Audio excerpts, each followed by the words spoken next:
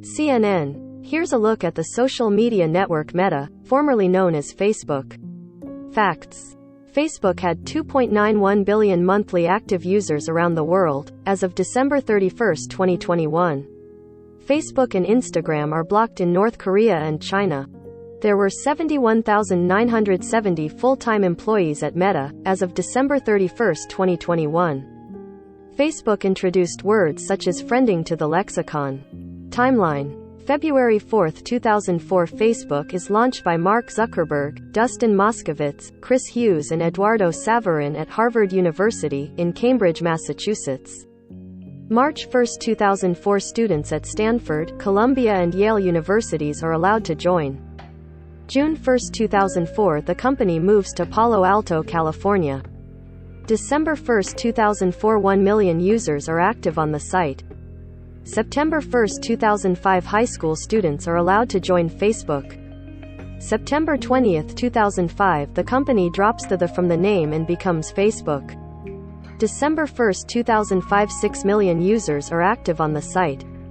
April 1, 2006. Facebook for mobile launches. September 5, 2006. The newsfeed is introduced. September 26, 2006. Facebook expands to allow anyone to register. March 28, 2007. Former Harvard classmates Cameron and Tyler Winklevoss sue Zuckerberg in federal court, alleging that he stole the idea for Facebook from them. The two sides later agree to a $65 million settlement. October 24, 2007. Microsoft buys a 1.6% stake in Facebook for $240 million. March 2008. Facebook hires Sheryl Sandberg to be the company's chief operating officer. February 9, 2009. Facebook introduces the like button. June 2009. Facebook becomes the #1 social network in the United States, surpassing MySpace, according to PC World magazine. October 1, 2010. The movie The Social Network, a fictionalized account of the start of Facebook, is released. September 22, 2011. Facebook introduces the timeline feature. November 2011. Facebook settles charges brought by the Federal Trade Commission that it engaged in deceptive practices concerning users' privacy. April 9, 2012. Facebook announces that it has purchased photo-sharing site Instagram for $1 billion. May 18, 2012. The initial public offering of Facebook stock takes place. October 4, 2012. Facebook reaches 1 billion active monthly users. June 2013. Edward Snowden releases documents on the NSA's PRISM program. Snowden claims that the NSA has monitored the users of Facebook and other internet companies. Zuckerberg denies Facebook cooperated with the NSA in a post. February 19, 2014. Facebook announces that it is purchasing mobile messaging service WhatsApp for $19 billion. March 25, 2014. Facebook announces plans to purchase virtual reality company Oculus VR, Inc. for $2 billion. June 17, 2014. A study by researchers at Cornell, the University of California, San Francisco and Facebook is published in Proceedings of the National Academy of Science. For 1 week in early 2012, according to the study, Facebook changed the content mix in the news feed of approximately 690,000 users and manipulated the content to gauge the user's emotional response. The study found that users who were shown negative content were slightly more likely to produce negative posts. Users in the positive group responded with more upbeat posts. Many users react with anger at what they say is a dangerous social. June 23, 2015. Stock rises 3% to reach an all-time high. The company's market value is close to $245 billion, making it worth more than Walmart, a $235 billion company. August 24, 2015. Facebook hits a milestone when 1 billion users log in to the social network in a single day. April 27, 2016. Shares rise almost 9% to hit an all-time high of more than $118 after the company reports first quarter sales jumped 52% and profits were up nearly 200% compared with the first quarter of 2015. October 30, 2016, a ProPublica report says Facebook's Ethnic Affinities ad customization option can be used to discriminate against users in housing-related ads, which is forbidden under the Fair Housing Act. In the wake of the report, the company announces that it plans to disable the ethnic affinity feature on ads for housing, employment and credit. November 15, 2016, Facebook and Google announce they will no longer allow fake news publishers to use their ad-selling services. Facebook says material from fake news publications falls under the category of illegal, misleading or deceptive content. Zuckerberg, however, rejects the idea that fake news on Facebook influenced the recent U.S. presidential election. April 13, 2017 announces that it has cracked down on 30,000 fake accounts in France ahead of the country's presidential election. The accounts were targeted to prevent trolling, spam and hoaxes, a Facebook spokesman says. August 3, 2017 rolls out a related articles feature that provides links to stories from fact-checking sites such as Snopes and PolitiFact. September 6, 2017, the company reveals that it sold about $100,000 worth of ads during the 2016 U.S. presidential election cycle from inauthentic accounts in pages likely operated out of Russia. September 14, 2017, ProPublica reports that Facebook's platform allows advertisers to target users who enter terms such as Jew hater in the education or employment fields of their personal profiles. The next day, Facebook announces it removed anti-Semitic advertising categories. September 15, 2017, The Wall Street Journal reports that Facebook has given special counsel Robert Mueller records related to Russia-linked ads that were posted in the social network during the U.S. presidential campaign. September 21, 2017 says it will share content and related information from more than 3,000 ads it sold to Russia-linked accounts with the U.S. House and Senate Intelligence Committees. October 2, 2017, Facebook gives Congress copies of the 3,000 political ads linked to Russia. CNN reports that some of the ads depicted refugees as rapists others promoted gun rights. A ranking member of the House Intelligence Committee says he hopes to release a sampling of the ads to the public.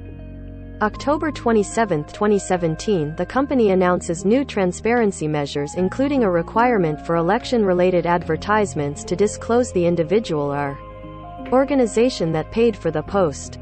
October 30, 2017, CNN reports that Facebook executives will inform Congress that roughly 126 million Americans may have viewed content generated by a Kremlin-connected troll farm between June 2015 and August 2017.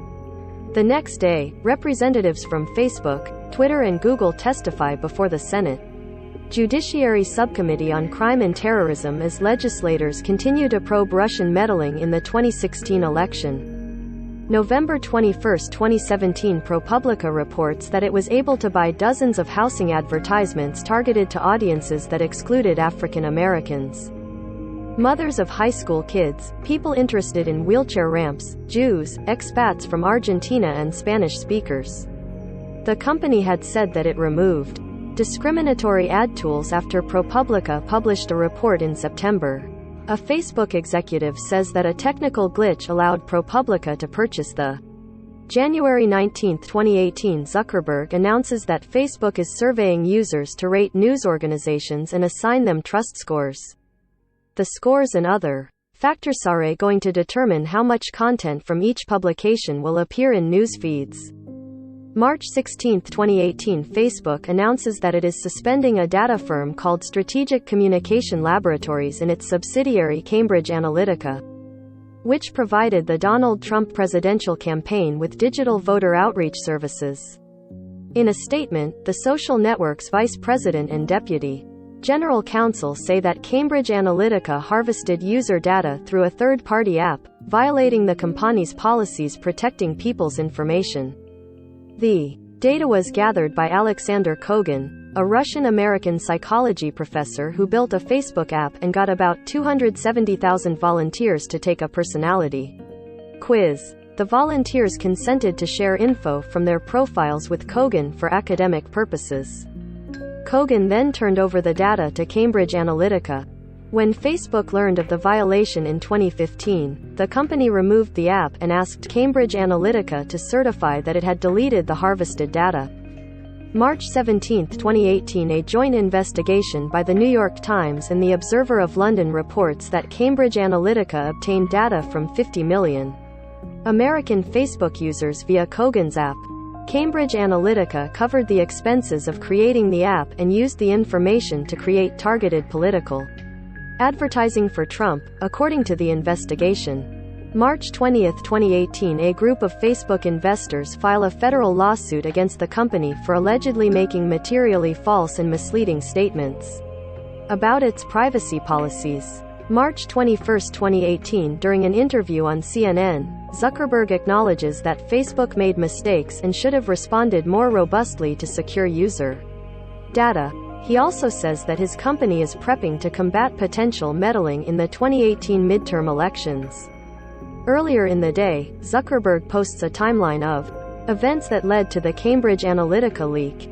July 26, 2018, shares plunge 19% after executives warn that revenue growth would slow as the company focuses on user privacy. The sell-off vaporizes about $119 billion in market value, the biggest single-day loss for any public company in history. July 31, 2018, Facebook announces it has removed a network of suspected Russia-linked accounts and pages involved in organizing political events in the United States. September 28, 2018, Facebook announces that an attack on the social network has exposed information on nearly 50 million users. The FBI is called in to investigate the attack, according to Facebook. On the day the breach is announced, 2 users file a class action lawsuit against the company. October 12, 2018, the company announces that it is investigating a security breach that enabled hackers to access phone numbers and email addresses for 30 million users. November 5, 2018, Facebook releases a report documenting the company's failure to prevent the spread of misinformation in Myanmar, where the government has been accused of carrying out a brutal campaign of violence and oppression against the Rohingya, a religious minority of Muslims. Government propaganda was posted in Facebook. The propaganda linked the Rohingya to terrorists.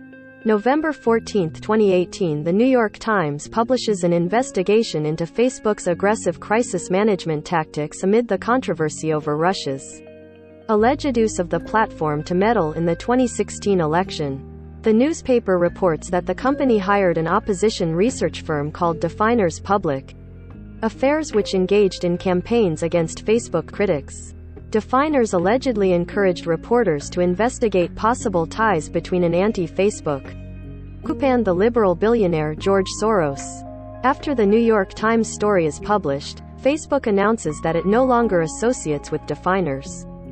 November 15, 2018, during a conference call with reporters, Zuckerberg says that he learned of the company's relationship with Definers via the New York Times article. The company posts a response to the article citing alleged inaccuracies. December 14, 2018, Facebook announces that a bug allowed third-party app developers to access photos people may not have shared publicly. As many as 6.8 million users could be affected. December 18, 2018, The New York Times reports that Facebook offered more of its users' data to companies than it has admitted. Despite assurances from Zuckerberg that people have complete control over who sees their content, the Times said documents and interviews with 50 former Facebook employees indicate that the company gave other firms access to user data. March 21, 2019, Facebook discloses that a vast collection of the data of 2 third-party app users had been exposed to the public via Amazon's cloud computing service in a way that allowed it to be downloaded by the public. March 28, 2019, the Department of Housing and Urban Development announces it is charging Facebook with violating the Fair Housing Act.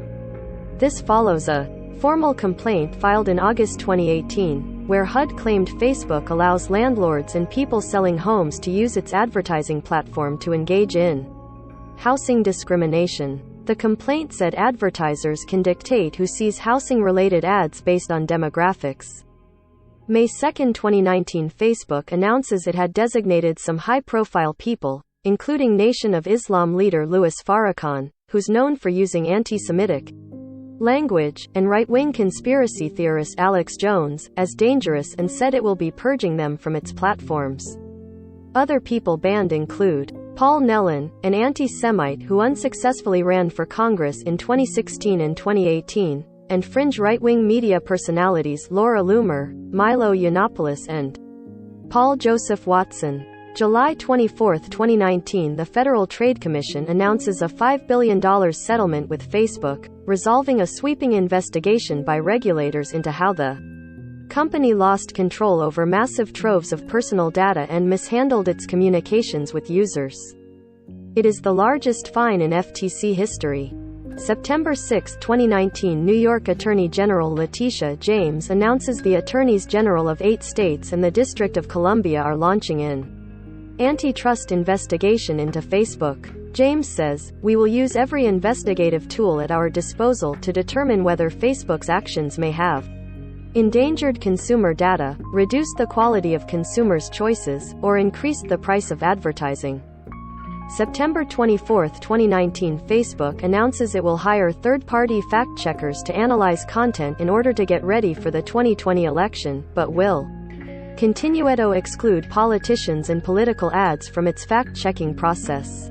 October 21, 2019, Facebook announces it will start labeling publications that are wholly or partially under the editorial control of their government as state-controlled media, as part of a broader effort to prevent its platform from being abused to interfere with the 2020 U.S. elections.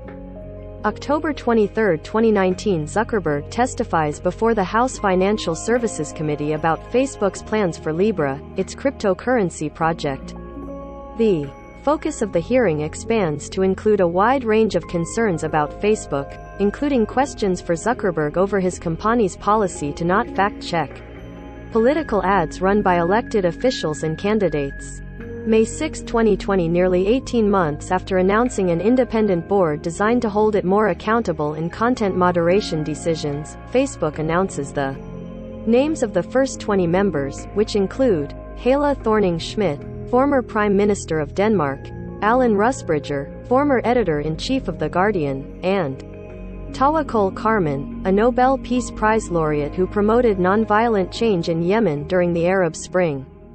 June 1, 2020, some Facebook employees stage a virtual walkout to protest Zuckerberg's decision not to act on a series of controversial posts from Trump. A source tells CNN that managers at Facebook were told by the company's Human Resources Department not to retaliate against staff who are planning to protest, or to make them use paid time off. July 29, 2020, Zuckerberg, Amazon CEO Jeff Bezos, Apple CEO Tim Cook and CEO of Google's parent company Sundar Pichai all testify before a House subcommittee on antitrust to address concerns that their businesses may be harming competition.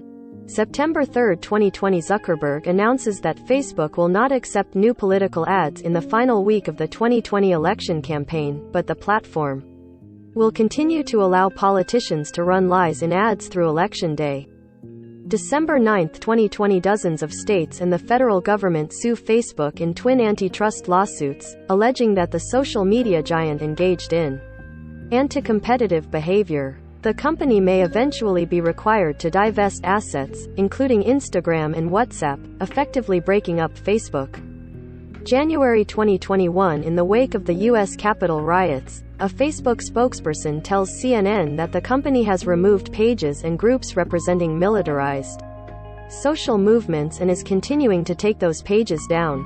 However, posts promoting violence during Inauguration Week have continued to circulate on the platform. On January 7, Zuckerberg says in a blog post that Facebook will ban President Trump's account from posting for at least the remainder of his term in office and perhaps indefinitely. May 5, 2021, Facebook's oversight board upholds Trump's suspension from using its platform. The landmark move affirms the company's decision to suspend Trump in January after the U.S. Capitol riots. The decision also applies to Facebook-owned Instagram, where Trump has an account. The board says Facebook must review the decision within 6 months. June 4, 2021, Facebook announces Trump will be suspended from its platform until at least January 7, 2023, 2 years from when he was initially suspended. June 29, 2021, a federal court dismisses the Federal Trade Commission's antitrust complaint against Facebook, saying the agency had failed to provide evidence for its claim that the social media giant holds a monopoly in social networking. In August, the FTC refiles its complaint. In January 2022, a federal judge rules that federal prosecutors can again to try to prove their allegations that Meta has illegally abused a monopoly in the marketplace for social media, and that its subsidiaries Instagram and WhatsApp should be spun off. October 3, 2021, the identity of the Facebook whistleblower who released tens of thousands of pages of internal research and documents is revealed on 60 Minutes. Frances Haugen, the product manager who worked on civic integrity issues at the company, says the documents show that Facebook knows its platforms are used to spread hate, violence and misinformation, and that the company has tried to hide that evidence.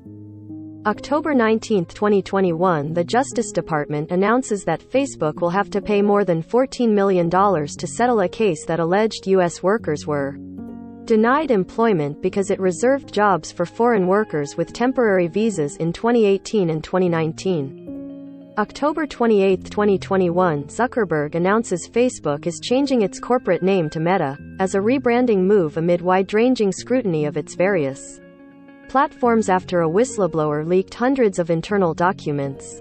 The company begins trading under the stock ticker MVRS on December 1. January 6, 2022, Angela Underwood Jacobs, the sister of Dave Patrick Underwood, a federal officer who was shot and killed outside a federal building in Oakland, California, in May 2020, files a wrongful death lawsuit in California state court against Meta, accusing the social media company of promoting violent content and connecting alleged killers online. January 2022, on behalf of the people of Great Britain, Liza Lovedoll-Gormson, a senior advisor to Britain's Financial Conduct Authority, FCA, watchdog and a competition law academic, sues Meta for £2.3 billion plus $3.2 billion plus in a class action lawsuit over allegations it abused its market dominance by exploiting the personal data of 44 million users. February 14, 2022, Texas files a lawsuit against Meta over allegations that a discontinued Facebook photo tagging feature failed to get Texans informed consent before gathering their facial recognition data. The suit calls for the court to impose a combined $35,000 civil penalty on Meta per violation of state laws, which, given Texas Attorney General Ken Paxton's allegation of billions of violations, could reach into the tens of billions of dollars. February 15, 2022, Meta agrees to pay $90 million to settle a decade-old class action lawsuit over a practice that allowed the social network to track users' activity across the internet, even if they had logged out of the platform. The settlement is one of the largest in the history of the company. Facebook says that, unlike its past, its future is privacy. 141.